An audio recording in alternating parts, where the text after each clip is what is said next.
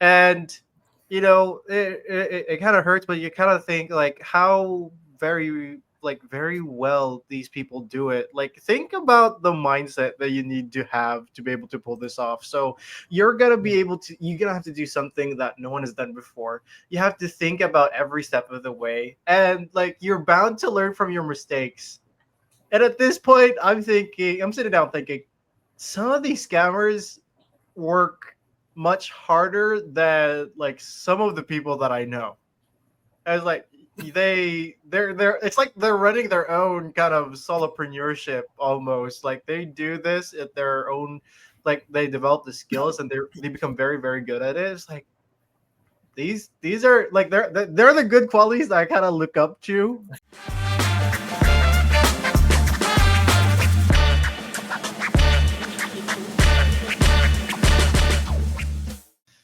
So we're officially recording, and like we wanted to bring up the topic about scamming because like remember you mentioned that you had like you We're so mentioned you into it had like already. an associate, yeah. And it's like, okay, so when you told me about that, and I kind of started to go down the rabbit hole about it, and I started thinking about it. Okay, like maybe share your experience first about this guy, and like tell me like the details of it, like the way you told me in the chat. Yeah, sure. So, just some background on exactly what has happened was that um, somebody that we know got scammed, and the way that they got scammed was through Facebook Marketplace.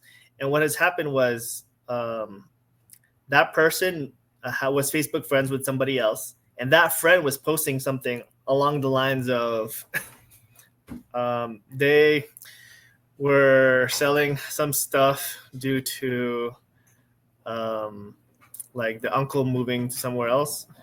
And so they're just like there's a list of items that is from like cars to like lawnmowers to furniture, TV, electronics. There's a whole lot of stuff. And so you can Right. assume that there's going to be a lot of people that are interested. And like the prices are actually very, very good. It's like, so even if you yourself won't get it, like you could potentially buy it and then sell it for a profit. And so that person kind of reached out. It's like, hey, um, is the vehicle still available? It's like, yes. And the thing about it is, the person in their post mentioned that they won't be in town for like 2 days. Right. But in the meantime, they can hold on to your secure deposit via Venmo or what's it, Cash App or something. Just so like they've officially sold it to you. And what has happened was this individual sold it like, okay, for the vehicle, and they're Facebook friends. So it's like, okay, Right. let's get this uh, vehicle, and like putting down the 1,500, and let's say the total was like 3K, like just putting it down Okay. for 1,500, and then the person kind of came back with like, oh yeah, like yeah, it's yours, but like unfortunately somebody else also has a bigger deposit on it for like 2,300 total. So So then like they made a bidding war out of it, like kind somewhat, of like and so then the friend, like the acquaintance, then put in like $1,000 more. So in total, it was 2,500 for the deposit. And the thing is, like this person also inputted like supposedly their address and like their phone number. right. And so when they It was like, very okay, legit looking. yeah. And so afterwards, so, they deposit 15 and then 1,500 and then 1,000. And then later that evening, the scammer just blocked my friend. Gosh. And it is Right. like, what? I got the post, like you sent me the screenshot that your friend Yeah. sent, and like yeah, let's share that. It was like looking at that, like look at that, like Oh, so this isn't it, actually like the very first post.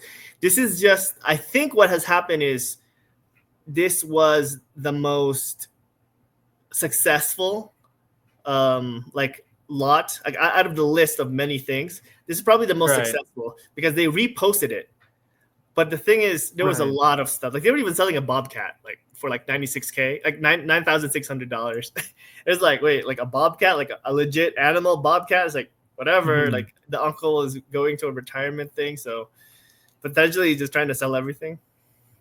It And has like the principles of basically every good marketer. Like first of all, it's saying here like first come first serve basis. So it's getting you to say like, okay, someone's gonna get it first. Better make sure you put a deposit down. Like there's that rush, and then like reading it, it's like a very legit thing to ask for. Like okay, you're gonna be gone. You're gonna ask for a deposit. Like it was pretty standard. It might ring some alarms, like I can see from the Filipino perspective it might ring some alarms, but like if you've been living in the States and you've been exposed to the culture of the US, this seems like a pretty legit thing to ask for. And then they have a phone number and address that you said. yeah, So well, the main thing about it, I think, is also how it wasn't posted in a marketplace. Like they posted it in their personal, right? We just like right. tagging, like it says 96 others. So I'm assuming, and we've already confirmed it that this, like it says Maya Ricci, but then like her account got hacked.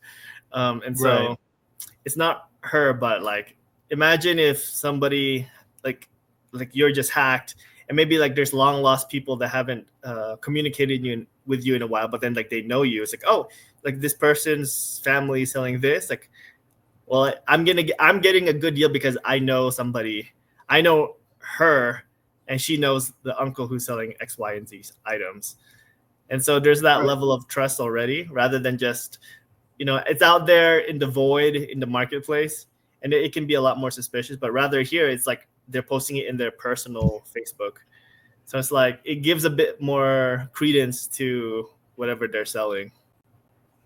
I think we also talked about like remember like and this hacking issue of copying accounts has been an issue for a while. And you know what you what kind of bugs me is like Facebook isn't doing anything about it. So this has been as far as I can remember, this has been going on for like 3 years, as that's the earliest that I can remember. And I've seen posts of people saying, "Hey, please don't follow or accept the friend request of this account. This is a scam account." And it's kind of buggy too because like in the Philippines, it's actually very normal to have multiple accounts. You see Filipinos, at least in my social setting, of what I see. I have Filipino friends who like started Facebook where it's like they're 60 years old because they wanted to open an account before they were 14, and then they open another account. Yeah, they open another account like when they're actually 14 years old, which is their legitimate account, and they never take down the old one. So like I have like they'll show in my Facebook account like I have like 3,000 or so friends. I think half of that or maybe like a quarter of it is like duplicate accounts from the same people. Like these are scammers. These are the same people. And so it's like take it down. You're not you're not helping. And now we have these scammers who are like copying these accounts, and Facebook isn't doing anything about it. There was even one post where Hmm. it's like, okay, I reported it to Facebook, and Facebook was like, we saw that it was an unsuspicious activity, and like we might take it against you, the reporter, for Hmm. reporting such activity. It was like, what is Hmm. going on? Like they have fact checkers and they spend like a lot of their budget on these people to make sure the site runs well, but like we can't have anyone like literally running security because Facebook is such a big thing. You need security already, and this scam that your friend had is just proving up that like they can make a really profitable business Well, or out of it. but although like it's very unfortunate that they fell for it, but the thing is, like, speaking to the friend, it's more like overall it's still like primarily their fault, in that don't always blame the victim for sure, but there's a level of accountability that needed to happen there, because the principle on it is they're going to be holding on to a deposit, so you're going to be putting something to somebody's pocket without ever seeing it in the first place. So that in itself should have, like, there's a lot, that's a big red flag. But I think what counteracted it was the fact that it was somebody that they already knew, and like they posted something. It's like, okay, I'll have to Mhm. jump on it before. This is that FOMO. they have to jump on Right. it before a bunch of people realize the deal of a century, which is like that Honda 2017 Accord. If anything, it should have like they can buy it for supposedly 3K and then they can sell it for like 7-8K, right? Right. And so like primarily they should have probably like maybe called or just verified a lot more items on it. But I think also it was just unfortunate timing because the friend was at work, and maybe as you're working and you see something amazing, like so good, too good to be true, like your brain wasn't working in that you wanted to verify it. You wanted it to be true. Like it's one of those things where it's like, it's in the right situation, it can really get you. And yeah, you're absolutely right. There's always going to be like a learning experience. Like the alternative is you don't learn from it and it's bound to happen to you again. But like it's a very like in my terms that we use it is like it's a very expensive lesson. It's a very expensive lesson to learn, but like it's something that hopefully won't happen again. And like the thing that surprises me as well is you surprised how profitable is this. So you already Yeah. know that, yeah, like you already know like there are scam centers in India, right? Like I remember seeing a video, there was like 3 call centers dedicated to just scamming people. It's like, how profitable is this? How many people fall for this? Well, just And it's imagine how well that's gonna improve with AI. I think I've heard the one scam where like they call older people and then they can replicate the voice of their granddaughter, grandchildren, even their children, and saying that I'm so sorry, like if you could please give this person X amount of dollars, like I'm so sorry. And then like they sound frantic and apologetic. right. They can't explain, so put the money to them for now, and then you'll get the explanation later. It's almost like a movie, and I think that's what it plays into, where it's like, oh, like something bad has happened, they cannot explain it, just give them what they want for now, and then later they communicate with that granddaughter or grandson, and it's like, oh, you never called me, like what do you mean, like I never called you? And then that's when the realization starts setting in.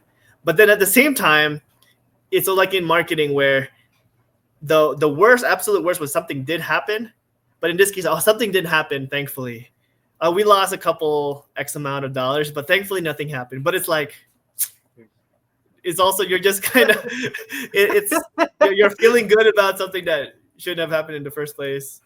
But yeah, that's just how human psychology is.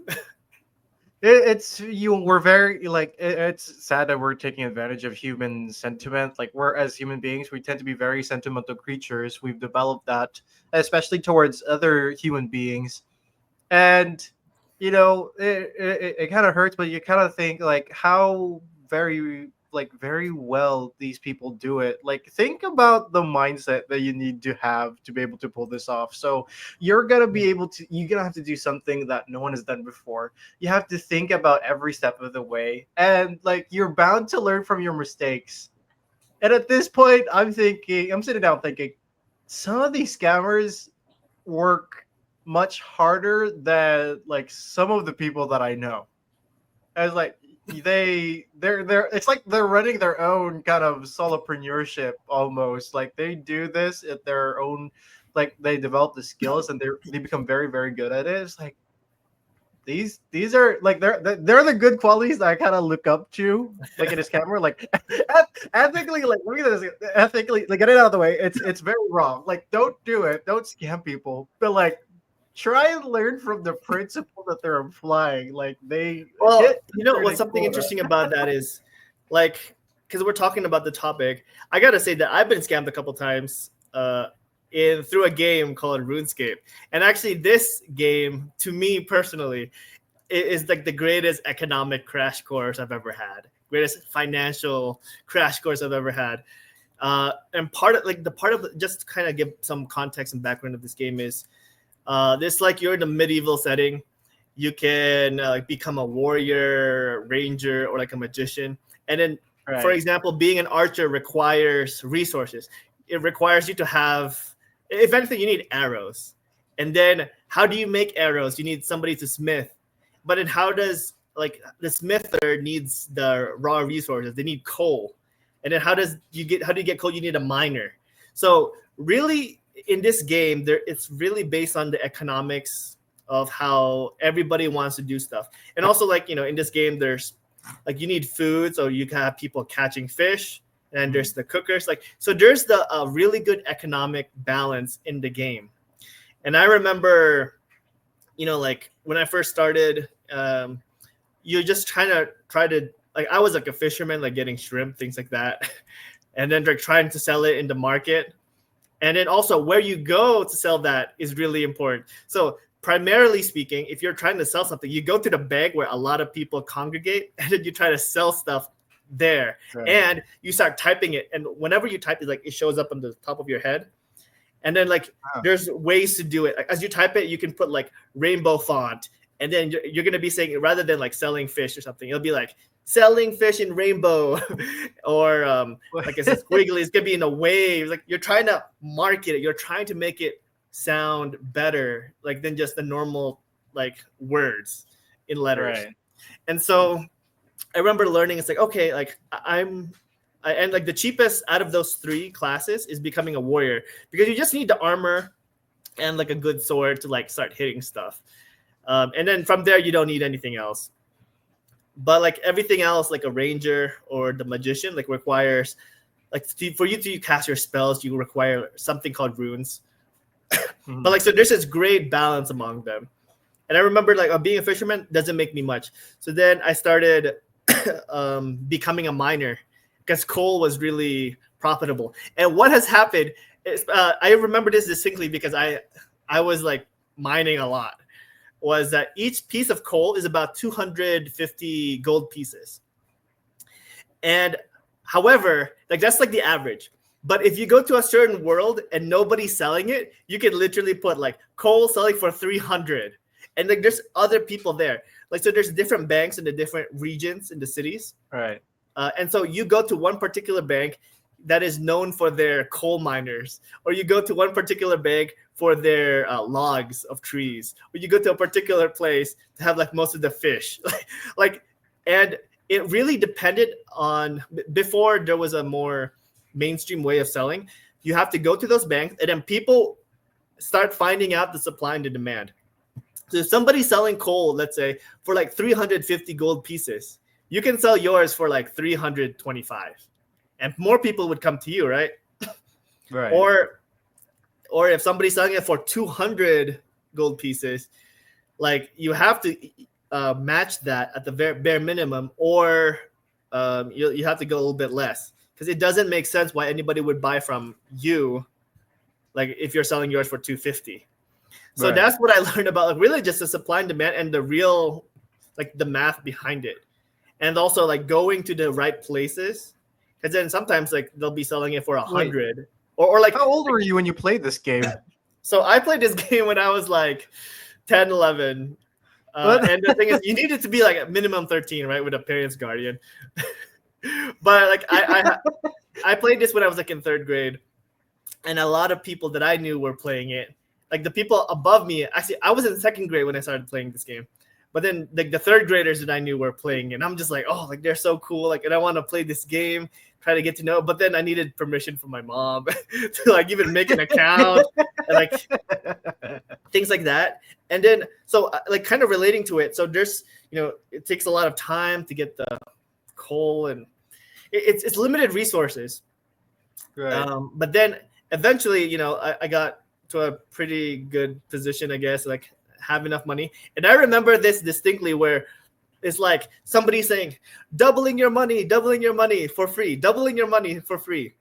And it's like, this was game credits, like game money, not like real money. Like game credit. This is like the gold pieces, right? Okay. And so I go over to him, and it's like, are you, like, this is really for free? He's like, yeah, like I can prove it to you. Give me 5,000 gold pieces and I'll make it to 10. It's like, okay. Wait, how hard was it to get like 5,000 gold pieces? So like I said, right? Maybe like, let's just do the example of coal, and it takes almost like 30 seconds. There's a little bit of math to it, but let's say 5,000 divided by 250, 20. I guess. So you only have to sell 20. Yeah, that's not too bad. But then let's say it takes about an hour to do that, as an example, Okay, right? so not So like an hour's work. let's say it takes about an hour to get 5,000 gold pieces. Yeah, and so it's like they just, and then like I gave them 5,000, and then they gave me 10,000. Like they say they have something to do with the magic of the game, and then they gave me 10,000. I'm just like, whoa, this is insane. This is legit. And then it's like, yeah, now try to give me 25 or like give me like 50K, and I can make it 100. And it's like, oh gosh, okay, well, hold on. Like, let me go to the bank. Let me grab all my gold pieces. Right. And it's like, oh, I only have like 30K, or let's say, okay. It's like, okay, here's 30K. And then it's like, thanks. And then he just walks away. And I'm like following the camera. I'm like, yo, what? Yo, what are you talking about? And then he's just ignoring me. And then he's just like, once again, he's in the corner or something. Is like doubling money. I'm like, yo, what the heck? Like, can I do something to this guy? And it's like he just stole my money. And I remember like being so depressed and like, and it's probably not a 1 hour. It probably took maybe really at that time, maybe like with my limited knowledge, like maybe like 3 hours or something, right? Like 5 hours. And it was just like all of that just disappeared. It was like, how could you do this, you troll?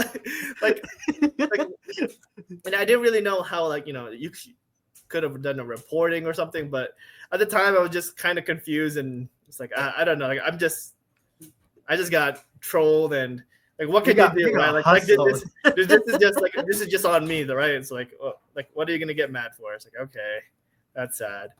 This is like very interesting. Like you learn basic economics and scamming. Yeah. There's exactly, and at the same time, right? Like, you know, this is a game that at my age, it's like, oh, I really wanted to get good, like, and there's a social aspect of the game, and it's really fun. And then as I'm like learning about this, and because like sometimes some people actually have like so much more money, and also in this game, I learned something that's really, really fun. So there's like, for free players, the best armor you can get is something called rune armor. So just imagine there's like steel, adamantium, like there's like the rankings, right? And then for a free to play player, like this is the highest form you can get. Let's say it's rune armor, and overall the whole set costs like 100,000 gold pieces, right? Let's just say. Oh yeah. And so, but just like put it into perspective, and then there's something called trimmings that you can put in your armor. So like, you know, your armor, and then just like on the sides of it, there's gonna be like gold trimmings, like straight up gold trimmings, right? And I remember it's like, oh, those people look really cool, but then they're like, each piece is, let's say, 10 times more. So an example of this is like the rune armor itself. The rune armor meaning like your torso, that costs in normal armor cost. Let's say it was like 60,000 gold pieces, but then that with the gold trimmings, if I remember correctly, is like 400,000 gold pieces. Like it's almost. How many hours of work is that? Almost, right? Yeah, that's a lot. And I remember I didn't get that. So there's the leggings, which is like, let's say 40,000. Right. 40,000 gold pieces, and then with the gold trimmings, it's like maybe 150K. And I remember I worked really hard, you know, like doing the more mundane stuff, cutting, mining for coal or cutting trees to sell. And eventually, I got it, and I found out something. The stats for the rune leggings is exactly the same as the leggings with the rune with the gold trim. It's exactly the same in terms of pure stats alone. So this is, in my mind, it's like, oh, it's just cosmetic, straight up cosmetic. And I worked like to get 150K, like took a lot of hours to get at that time. And I'm just thinking, it's like, oh, this is like, you know, you could relate this a lot to a lot of stuff where, like, maybe for example, like a Toyota, like a car, right? You can get like the Toyota Corolla, which is, you know, tried and true. And then there's other items out there which are better, like a BMW, let's say, right? That is faster, in general, it's an A to B vehicle, but then like it has a bit of like better feel here and there, but overall it's about the same, really. And it kind of just got me thinking about that. It's like, dang, and I spent a lot of time. And after getting that gold like leggings, like it also looks weird, right? It looks weird if you have all this gold, like if you have all this rune armor, but only like one gold trimmings. Like you need to get a full set, right? Like getting a set and having that particular look is just better looking than like having everything but one. It's almost like if you're wearing like this really expensive suit, but then your watch is like really cheap. It's like kind of looks weird. Like, it kind of puts you into that bubble that you have to be a big spender on everything, right? You can't just go just a little bit of something.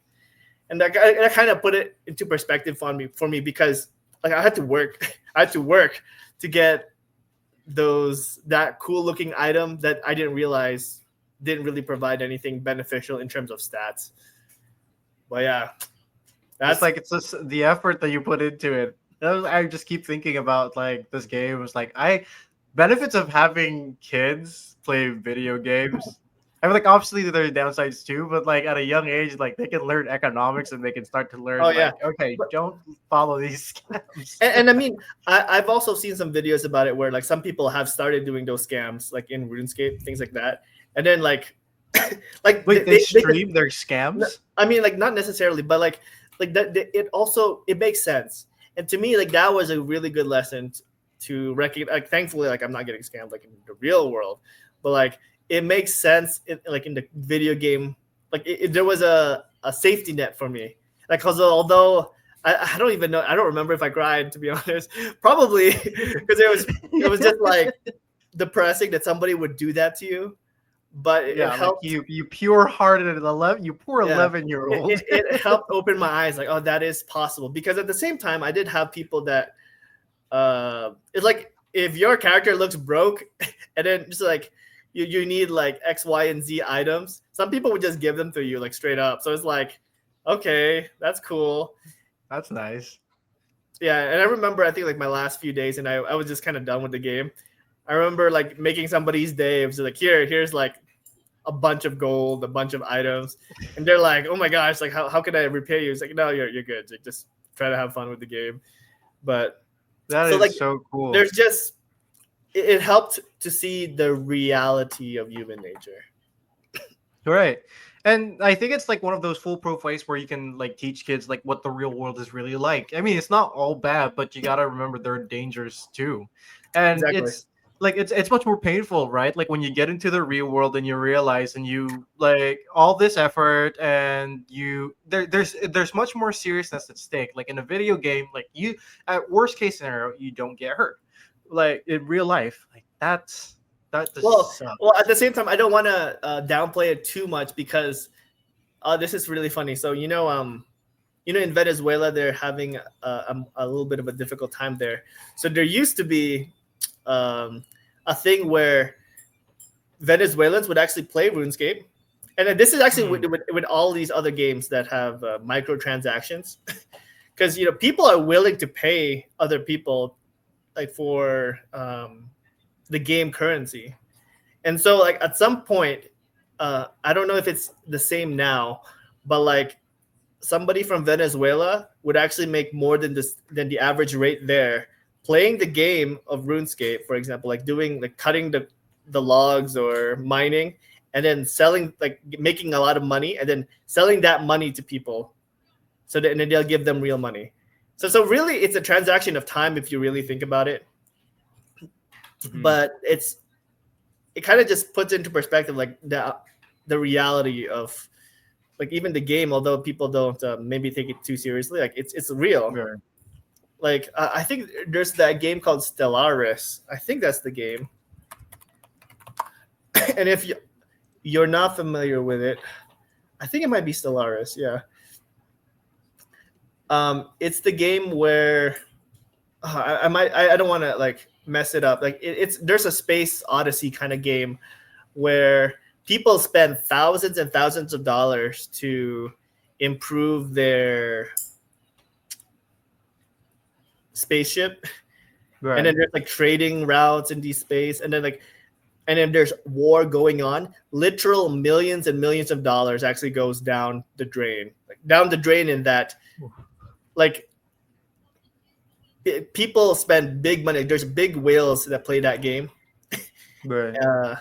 and like they actually like lose money, like if the item is completely lost. So like, people do take these things seriously, and I feel like, I mean, it's not necessarily a bad thing. It just puts into perspective what people are willing to value. If anything, it puts a value in that spaceship, that trade route. It's awesome because I don't play that game. I tried to get into it. It's a little bit more more complicated, and space isn't quite the genre that I like to do. But it kind of puts into a lot of things into perspective, on because like there's real trading routes that they have to do. There's real factions. It's almost like different countries or different organizations in how they handle their members, and then how they're gonna do a fight and things like that. So I think it's really cool that we've reached a point where we can do that, where we can put value into something digital. And although some people might see it as unfair, but I think like if it's their own money, it's not hurting anybody per se. I mean, like, But it's it's very, very organized. Like, I'm thinking about like all this scam talk is making me think about like two people. So with two people, no, like these are actual people. These were people who legit like did like these very, very legit scams, and one of like you don't oh yeah, know like personally this person, but you've heard of them. So we watched a documentary. Remember, it's the Tinder swindler. Like, do you remember that? oh yeah, yeah. Watched that documentary? Yeah. So basically, for anyone who doesn't know, so the Tinder swindler, basically he goes online, he finds these women, he takes them on luxurious dates, and like he flies away, and then he tells them like people are hurting him, or like they're hunting him down, and they freeze his bank accounts. And so these like women who he took on dates, he like asked them for money and like says he'll pay them back. And he was very, very successful because he got a lot of people to give him money basically for these scams. And like the money he used for these luxurious dates came from like these large loans that these women he dated took out. Well, yeah. So To isn't it just that? So like to kind of just to summarize what you were saying, before he was even able to take them into those dates, he used the money that he's already swindled other people to take them right. into the date, to kind he, of like he, to make them feel like, oh, this guy's legit because he's actually in a 5-star hotel or event. it's very legit looking. Like he's really good at what he does, and then he gets arrested. Finally, these women are still left with these loans towards the bank that some of them can't pay off. But like you know what his career is like right now? Like, do you know what he does?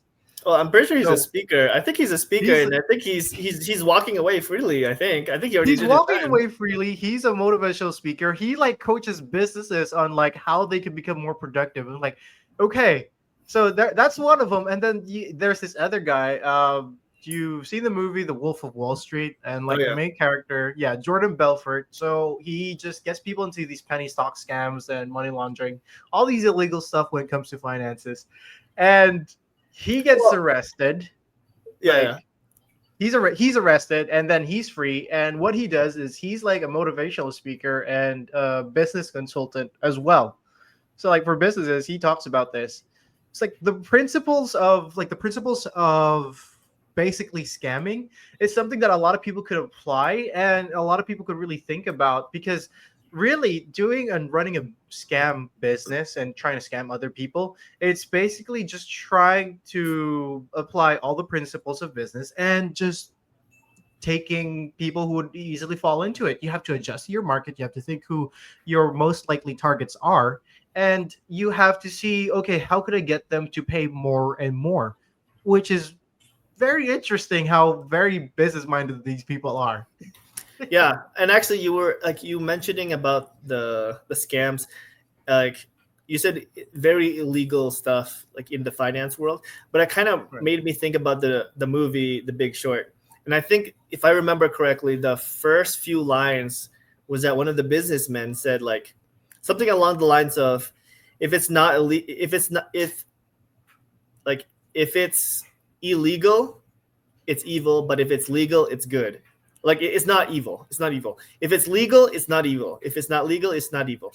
And so like I think he repeated that line because what they did and what supposedly showed in The Big Short was that they were doing something legal, but Right. is just very questionable morally. So I think when we talk about scams, like we also have to just kind of think about it from the moral standpoint on just because you can, does that mean that you should? And I mean, I think one of the bigger topics of scamming that people talk about is the insurance industry or even the education industry, on how, for example, in education, there's so many people that have like 30,000 plus in loans. But then would you consider that a scam? Because like they were promised, right? Like a lot of people our age go to university and they were promised to get a really good paying job, and then they can't find a good paying job. Now, is that a scam? No, by the terms like used earlier, no, it's legal, it's allowed, and it's not. I don't think, and I don't think they're even lying. I don't think universities are even lying. There are some students, they advertise students who really make good job, who really find good jobs, and there really is that. So no, not really.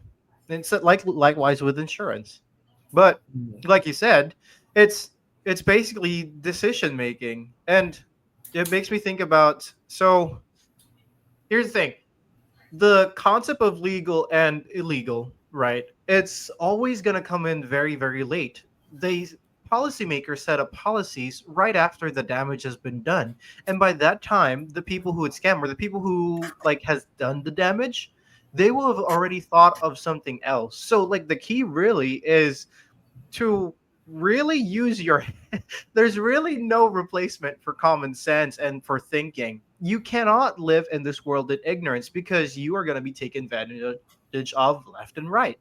That's what people want you to do. That's what these businesses do. They don't care if it's going to be good for you or not. They just want to know if you're ignorant enough to believe them.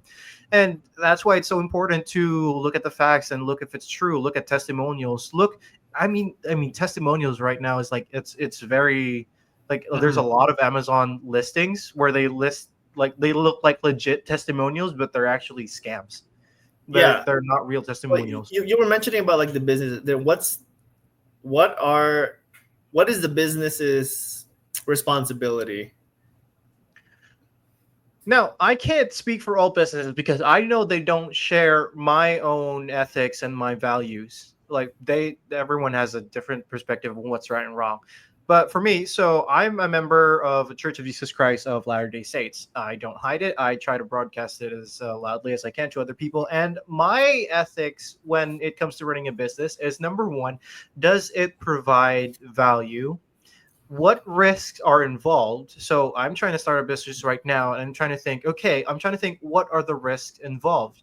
And I try to be very transparent to these people. I want to let them know and I try to be honest with them. Like, this is what you could potentially gain, but this is also what you could potentially lose. And I need you to really, really think about this.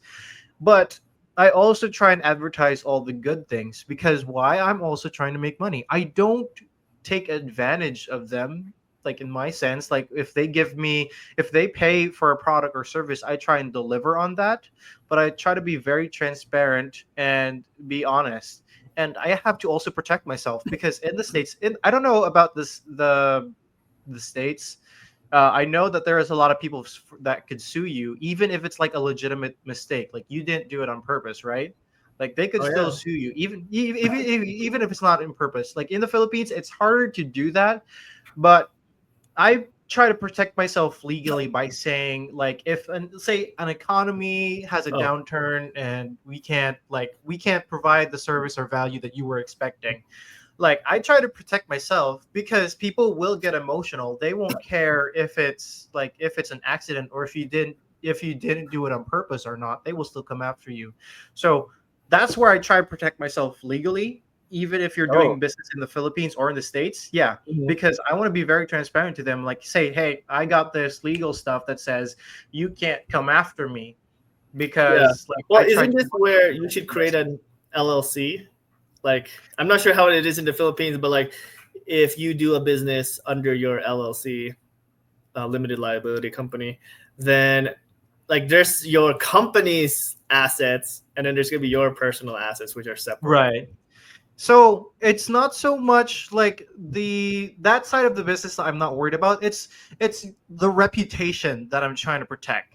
Mm-hmm. It's the reputation and your standing among people because you're going to be doing business with people that you know. If your business does very very well, most likely then you're going to have people who'd want to get in business with you, and these are people who I go to church with, who I've gone to school with, who I've known for a couple of years, who's along like or the cousin or friend of this uncle of my classmate before.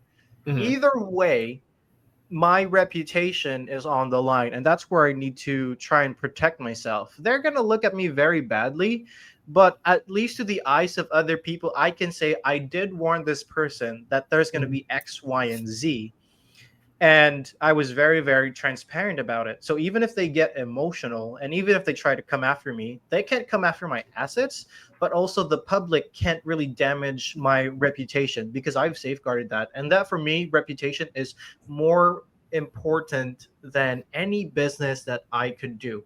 And I think that's where scammers really miss the point from it. It's like you can't get your reputation is damaged and you can't really you can't progress basically. And if your scam business is busted, then you're pretty much busted for life. No one's gonna I trust don't you. know. I don't know because you just mentioned Jordan Belfort, right?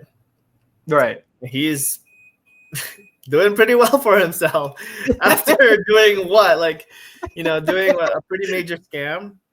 Right. I mean, one could see that, it sounded good what you were saying, but then the reality is like, well, Jordan Belfort's doing pretty well. So like, what's up with They're that? doing pretty well, but like what like how many businesses like from the people you know in your own network, how many of you would be willing to like take business counseling for him?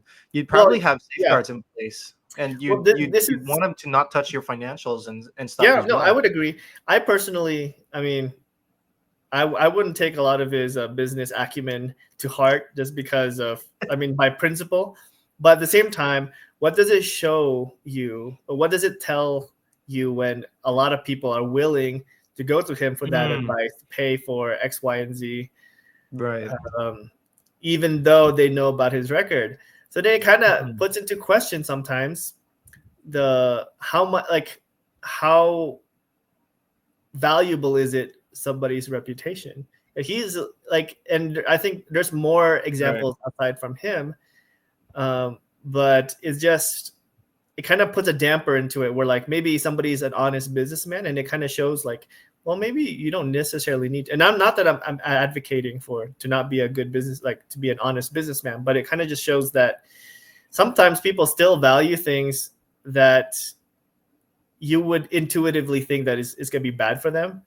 But in this case, Mhm. for Jordan Belfort, it's like, well, he's leveraging the fact that he got caught into something positive somehow, or like, if anything, like he knows the business, he knows the negative side of the business world, and so he can help navigate you away from that. I'm guessing that's what his sales pitch is, That and it's might pretty be as successful. well. Right. And if you think about it, like it's some of the principles that you'll really really learn. He teaches really really good stuff. I don't know. I think for me, like coming from looking for him, I don't know what his economic cost was or there's the moral and there's the economic cost. Like so obviously he suffered an economic cost. Like I think read his net worth is somewhere still in the negative because he still like Oh, owes really? I think yeah, I was the like they owe he owes the government money. Um and for me it's like that's the economic cost. There's also like the moral cost, and this goes back to remember the quote where there's a lot of people that say like when you have the Christian Judaism principles like wash out, or if that starts to diminish in a country, then that country is inevitably going to fail. There's a lot of like moral issues and stuff. So for me, I try to have myself in a moral standard because I also believe that there is going to be judgment. Like I will stand before the Lord, and basically I'm going to be able to look, I want to be able to look at myself in the eye and to be able to look myself in the mirror every day and say I'm a good person, I'm trying to do something good. Hmm. So that's something that a lot of people don't have. But again, in this society today, given what people really give value to the most and to see what's happening to religion, I don't think a lot of people would prioritize, or they wouldn't value that as much, which is probably something that we can go into another time. But can you imagine like the values that we have, the Christian values that we had, because it was so hard to live up to, we just started to get rid of them, and eventually you're going to have a generation that doesn't care about what happens to other people, which is sad because that's the foundation that the US was built on, really, if you think about it. Yeah, and I'm well. I when I think about it from the Philippines standards, I mean, they were conquered by Spain, and Mhm. how there's also this very Catholic belief system there, right? So Right. how do you think that has? Oh, but there's also a really big Muslim population there. How do you think that has helped, or do you think worsened the country as a whole from an economic standpoint?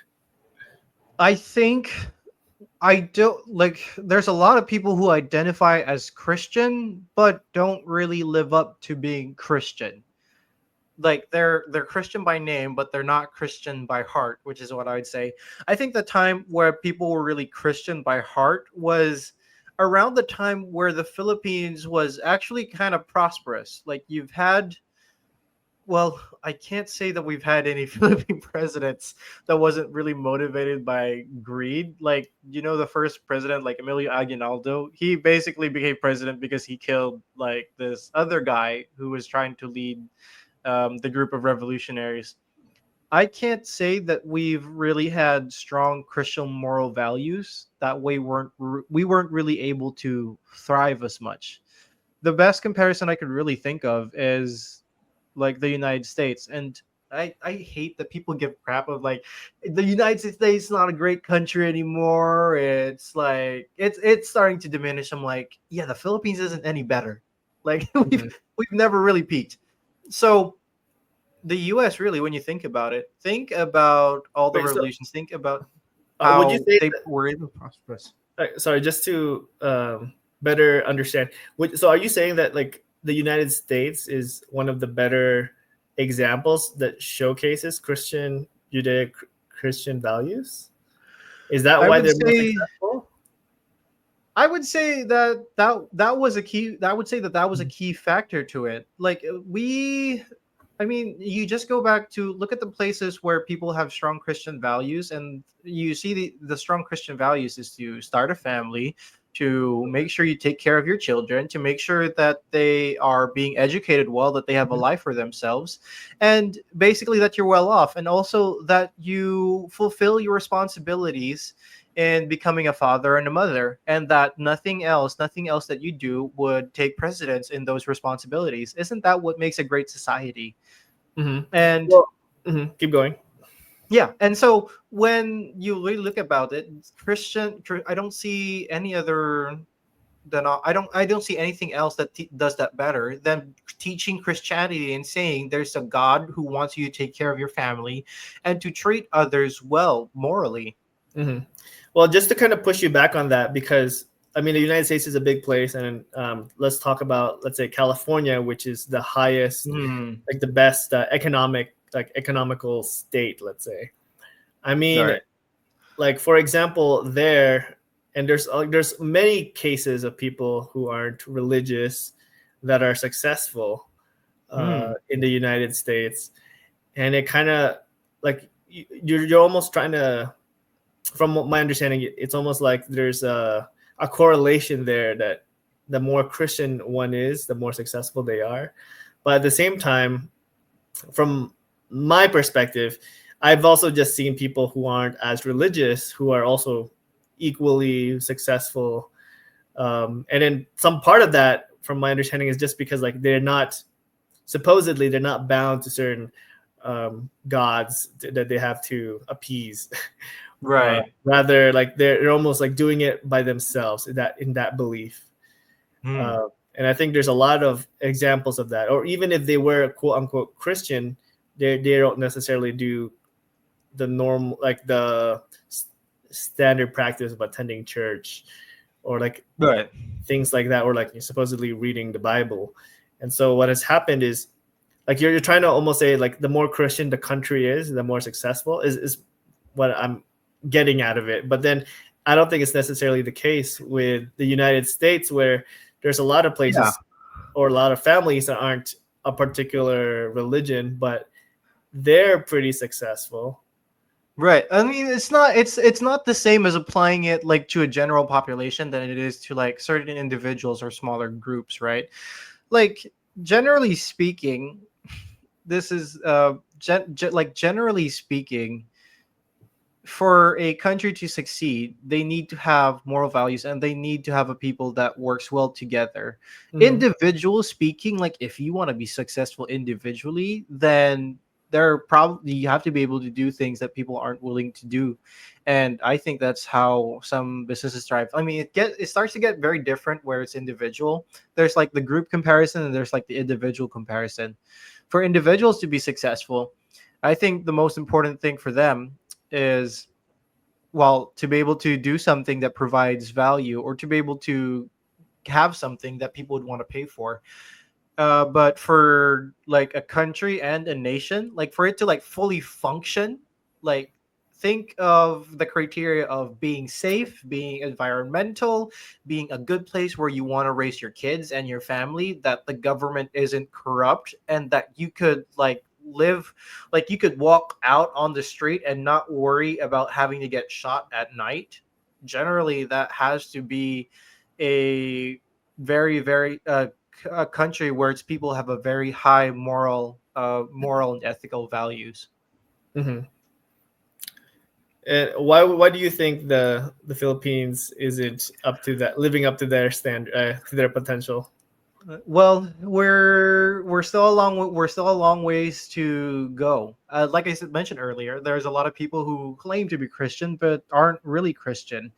There's a lot of things that they would prioritize outside of families. I would see, like you'd see others who would put their families, in harm's way just to be able to fulfill their vices and their addictions, which is also like kind of dangerous.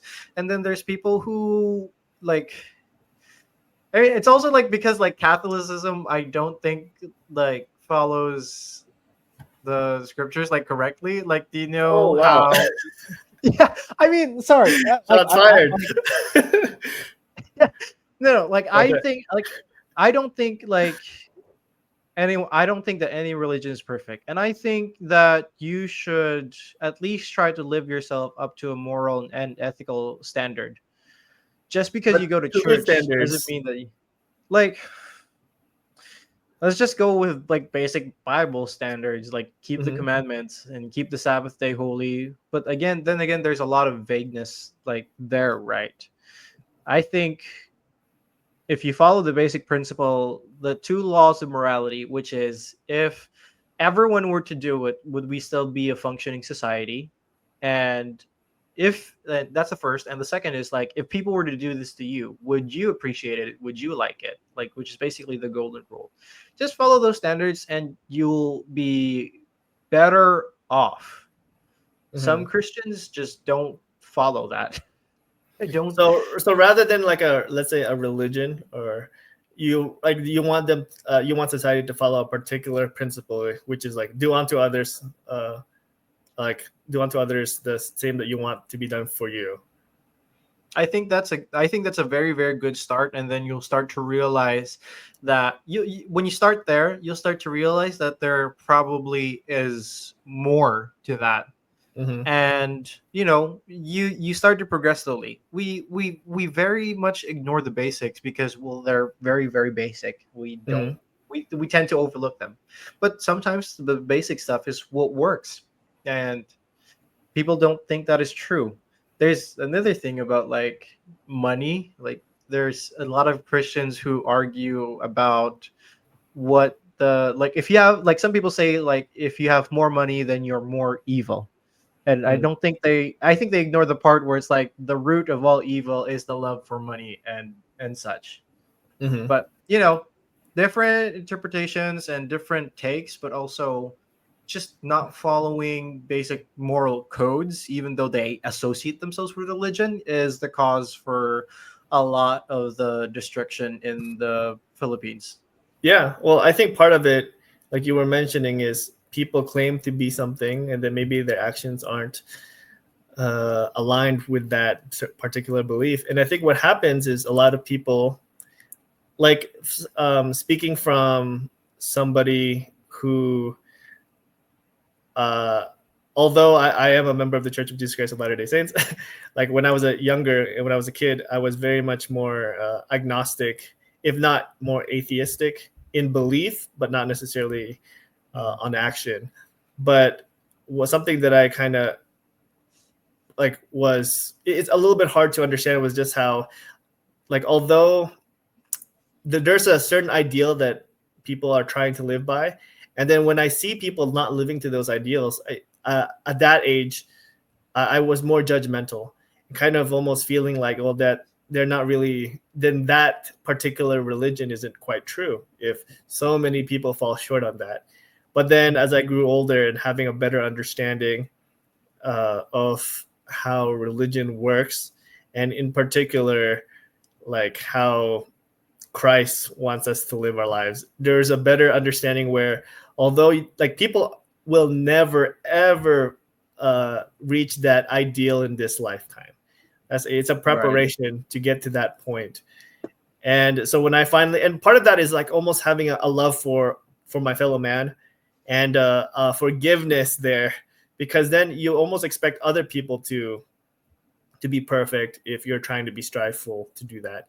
And everybody's striving to get to that point in their own way, and it's just a little bit more difficult when like you almost have like a black and white view, but then if you kind of recognize that there's a lot of gray in the middle and a lot of imperfections of people, it's like just because like the principle can be true while the person, the individual trying to practice this can be imperfect. Right. And this is where, being humble enough to recognize that you are not perfect, you're not going to live up to that ideal, but at the same time not be crushed by that knowledge. It's almost like when you recognize that you can't be perfect, you're just going to give up. It's like, no, it's a step-by-step process. And especially understanding just how, having that eternal mindset is going to be incredibly important to get through day by day. But then how do you think, because I'm not too familiar with this religion, but how do you think the Muslim religion kind of impacts the Philippine country? Like how are they affected? So this is interesting because I know other countries that would have a different take on Muslims, and I, I don't. I'm not exactly sure. I think one of the things is that you're rewarded for you're rewarded if you prioritize religion and that you do anything to the point of killing. I think is that right? Is that even a correct assumption? I mean, I'm not too. I'm not gonna say too much on the topic because I'm not too knowledgeable on it. But at the same time, like even going with that, like the Christian world has also undergone something fairly similar, which Right. is like the Crusades. And I mean, Right. We're not any better. No. so there's a level of, I mean, from the third party looking out, like some would say that it's better to not be in a religion than for all those atrocities that religion has brought Hmm. to the world, like maybe like the witch hunts or the Crusades, Right. um, like, and it seems as though there's a lot of a little bit of like hatred kind of stems because of particular religions. How would you react to that as a So it's very interesting. Like some people would, it's there when you start to use religion as the basis to do evil and to justify misdeeds, I think that's when you already see that you're leading too far and taking it too far. And that's when religion starts to really hurt you. I think that aspect of religion, shouldn't come to pass. I don't encourage it with anyone that I know. Like, I don't care if you're Jewish, Muslim, Christian, or whatever religions are out there. If you start to break the rights of other people, which is the right to life, liberty, and property, you start to break those, then I think you've taken religion too far, and I think you're using it as a way to justify your misdoings. That is for me is never okay. I I disagree with a lot of the things that Christians have basically done in the name of religion to try and spread it. I mean, the Philippines was conquered, and the thing was that it's for the basis of religion. And at some point, we were supposed to be released. I think some part of our history we were supposed to be released by the Spaniards, but like people were saying, oh, because of religion, we're supposed to continue doing this. There were rapes. They were taking advantage of so many people. There was abuse, and all of it was done to justify in the name of their god or deity. That is never okay. One of the things that we believe in the church is that we believe that all people have the right to exercise that religion, but we also believe and uphold the law, which is the what the law says. We protect people's rights for life, liberty, and property. If religion gets out of the bounds of that, then certain actions need to be done to make sure that that isn't the case. In the Philippines, or in Davao, Mindanao especially, there is a large Muslim population, but the reason that we're able to get along so well with the people here is because everyone has a respect of religion. Everyone respects what they do, and people do not use religion as an excuse to do wrongly among others. That's how we were able to get along in a peaceful society. And you should try going to Singapore as well. There are so many different religions there. There are so many different cultures. They were all able to work because they are able to come to unison and say, my religion is not going to be an excuse to trespass against your rights. That is what makes a very functional society, in my case. Mhm. Yeah, well, how would you? Because you were mentioning about how, like, religion, and then how there's almost a separation between the religion and the rule of law. But then, how Mhm. would you react to somebody saying that that was the basis of the Bible, of the Old Testament in particular? Because I mean, there has been wars in what looks to be to subjugate people in the name of their God. Yeah. And I don't want to put you too much in the spot, but No. it kind of just Yeah. makes me think about that, because I have a different understanding, and where everybody's trying to understand, try to get to truth. Well, not everybody, but like there's a level of transparency that needs to be said, right? Because the Old Testament did have a bunch of wars that, Right. reading at it now, looks to be pretty unjust if it's just on the basis of religion. But what's your Right. reaction to that? So for me, creating laws that would restrict the practice of religion usually don't tend to work very well. Uh, and it's and for me, it's like when you create laws, I don't think it should be on the basis of one's religion.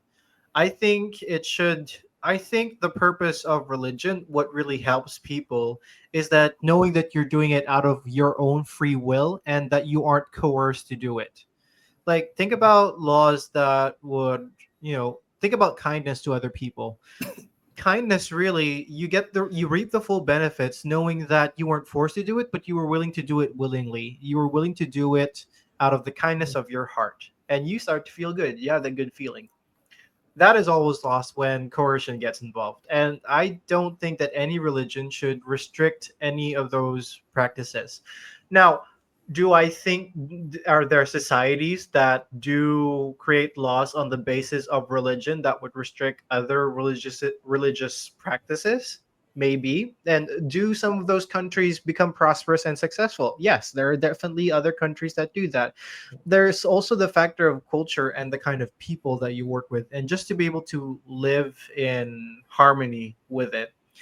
Uh, for for the Philippines, for example, let me give you one example in the Philippines, because and just because I'm using the Philippines, not because it's like a very bad example, but because it's the country that I lived in and therefore had the most experience in. So in the Philippines, you cannot get a divorce because it's against the Bible. Like when you marry, when a man and women get married, you're not supposed to get separated. Therefore, according to Christian standards, you cannot get a divorce in the Philippines. The the side effect of that is now you have to get an annulment, which is more expensive. That's one of the side effects. The other side effect is that you have these people getting married and then just like living apart and having other partners, and they aren't like legally and lawfully wedded. I mean, that's another impact in society. And the other one is that people just choose not to get married at all because it's just become so hard, and if it doesn't work out, it's become so complicated. Like those processes just make it very a lot harder for the Philippines, not to mention the amount of corruption that you can get in. It's like, oh, it's an annulment process, therefore we can justify to make it more expensive. I'm like, Mhm. okay.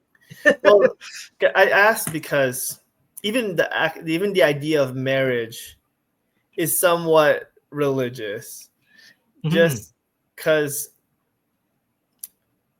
like there's so many aspects of our lives that is really has been affected by the people before us with their beliefs and Mhm. cultures that I think in our modern times I feel like we are so easy to kind of just say like let's just restart everything like we don't know anything and Right. we're just moving forward from our modern ideas, but Right. then we forget where those modern ideas come from, especially now where I think there's almost of a noble-esque kind of feeling where like maybe there were certain beliefs in the past that were more prone for disease, and now Mhm. we should not do that. Like for example, like the was it the Catholic shoot, I don't want to speak too much about it because I don't know like 100%, but or like eating a bread, for example, or like the wine. It's like, well, should we be drinking wine, or like does that mean the kids should drink wine? Like there's so many different aspects of like things in religion that in our like there's modern day sciences we could kind of have an explanation, or in our case like should we is coffee like is coffee something not to drink? Is it because of the caffeine? you know and, Right. and I think there's a lot of these things which has not been specifically stated, but just beliefs in general that doesn't have a scientific merit. And it kind of just reminded me of the word of wisdom where part of it is don't smoke or don't drink, but at that time period when it was given, smoking was something that doctors kind of want people to do as well. And it's only now like looking back with hindsight, like hindsight being 2020, we can have a medical explanation of why. And I mean, at this Right. point, for example, the coffee thing, we don't. It's not necessarily because of the caffeine, but it is just the command. It really, it all comes down to it's just a commandment, and then from there we kind of have our theories behind it. Or like Right. even with the marriage, before in the Old Testament, it seems as though um, a man can have multiple wives, um, and then like now in our modern day, like that's not appropriate. So there's these changes of laws, and then maybe from somebody from a third party would say like looks as though your gods change rather than stay the same supposedly. Like so I can understand those critiques, and like each one of those critiques takes a long time to kind of explain because there's so much different context and where they're coming from. And I relate to them because I had those questions a lot.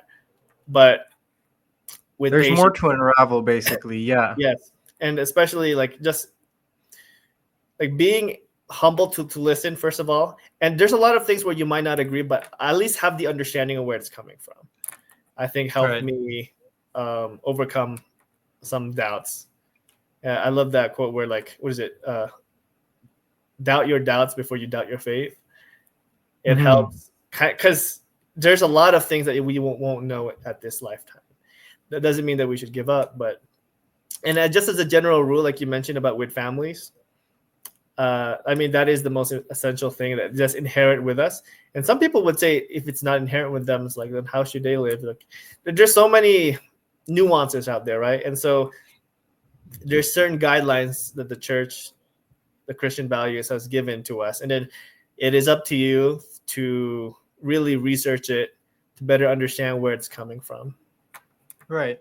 It all boils down to basically, again, there is no benefit to ignorance. And especially in the world today, you really need to get involved. But try and look for sources left and right, and basically just have the capacity to think for yourselves. And once you've really done all your research, that's when I would say, okay, start to counsel with people who probably know better. But always use this. Always use that brain of yours to really think. There's a lot to unravel when, especially when we get into religion. And there's obviously going to be some people who want to take advantage of regulations in religion, but at the same time, just look for different sources and try to confirm the truth. The truth will always be the same wherever and whatever it may be, basically. Yeah. And yeah, this is basically what we always talk about. And with, oh my gosh, how do we get into religion, like coming from like scamming? Like we were talking about ethics and we were talking about Is moral religion a principles. scam? Like some people would say it is, and like, okay, I'm gonna respect their views, but please, like, don't just come up to the table and tell me religion is a scam, right? At least like show me your thought process so that I can like kind of sympathize with you as well. Oh, Like actually, that's with that being said, it kind of makes me think that you might think that, and you have your every right to think so, but then mm, don't be disrespectful. And right, that goes with people that are religious to people that maybe not follow a particular religion. Like right, simply don't be respectful. And I think there has to be a difference between like um oh man, like, I don't want to get too deep into it. It's just like kind of makes me think about with religion, like a private business with the private business, a cake maker being asked to make an LGBT, like really a gay rights cake, a gay marriage cake, but then it was mm, against his religion. I mean, we could go on about it, but there's a level of I think that the problem lies in we need as a society we need to make a stance on what is going to be acceptable and not, and that is where the like rule of law comes from. I think at this point, at this stage, we have so many laws. We don't need more laws. Rather, we just need the enforcement of said laws. Um, I mean, I just introduced something like that we could go on and on about. But as a general rule, like be respectful, right, and this goes for everybody. And we should also call out people that maybe are of the same religion or of same like culture and things like that, but then just like point out certain really basic stuff. It kind of starts making me think also like in terms of respect, like at what point is it acceptable to not be respectful in a way? It's like there's all these things because if somebody always says, oh, we should all be respectful, but like does that mean you should be respectful when somebody is maybe in an attempt to hurt your family? Like how do you become respectful to that? But like I don't want to get into it too deeply at this point. yeah, that's gonna be like a topic for another day. But basically, it's just like basically just being ethical and moral, and really using that head of yours. Yeah, I agree. Main takeaways all the time. All right. Well, I think that's a wrap for us. Any final comments, or that's good for you? I think just lastly, like in regards to all those scams and everything, it all just comes down to accountability for who you are, and then recognizing. For me, what helps is that there's something called an eternal timeline. That helps. What is it? Helps put me in the ground. That helps me. What is it? Keep you rooted. Keeps me rooted. It like not necessarily doing YOLO, but like recognizing that like one should enjoy their life like every day, like every breath you take is a blessing, but also recognizing that live for the present, but also prepare for the future, and recognize the past, but don't be chained to it. So, and it all sounds good and easier said than done, but this is the struggles of man, struggles of life, and I'm hoping that by the time you look back into that that timeline of the eternities, you can, good or bad, you can be thankful for those experiences that you've had. But yeah, I can't say anything better than that. So yeah, thanks everyone. That's the pod. hey, thank you.